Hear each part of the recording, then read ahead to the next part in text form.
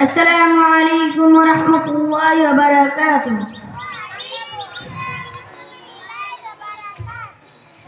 نحمده ونصلي على رسوله الكريم. أما بعد، فأعوذ بالله من الشيطان الرجيم. بسم الله الرحمن الرحيم. هو الله أحد الله الصمد لم يلد ولم يولد ولم يكن له كفوا أحد. صدر ذیقار، مشفق اساتذہ اکرام، حکم صاحبان، مہمانان اکرام، معزز سامعین و سامعات، آج کی سالانہ انعامی مسابقہ میں میری تقریر کا عنوان ہے عقیدہ توحید. توحید کی امانت سینوں میں ہے ہمارے، توحید کی امانت سینوں میں ہے ہمارے، آسان نہیں مٹانا نام و نشان ہمارا. معزز سامعین و سامعات، دین اسلام کا عقیدہ توحید پہلا اور بنیادی رکن ہے. تصویر توحید کی آساس تمام معبودان باطلہ کی نفی اور ایک خدا علم میں دل کے اثبات پر ہے. عقیدہ توحید پر ہی ملت اسلامی کے قائم مقام اور ارتقاء کا انحصار ہے.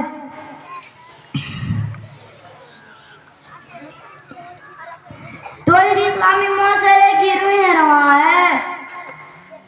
عقیدہ توحید نے ملت اسلامی کو ایک لڑی میں پرو کرنا قابل تصویر قوت بنا دیا تھا. عقیدہ توحید کی صحت کے بغیر انسان اللہ تبارک و تعالیٰ کی رحمت اور نبی کریم صلی اللہ علیہ وسلم کی سچی محبت اور صفات کا مستحق نہیں ہو سکتا. توحید تمام عقائد کی جڑ اور اصول ہے اور عمل صالحہ دین کی فرع ہے. جس طرح دل و دماغ انسان کی اصل ہے اور آنکھ کان ناک زبان ہاتھ اور پاؤں روح ہے، اسی طرح دین اسلام کی اصل عقائد ہے اور عمل صالحہ اسی ساخن ہے. محترم حضرات، تمام نبیوں اور رسولوں کی دعوت کی شروعات عقیدہ توحید کی دعوت سے ہوتی تھی.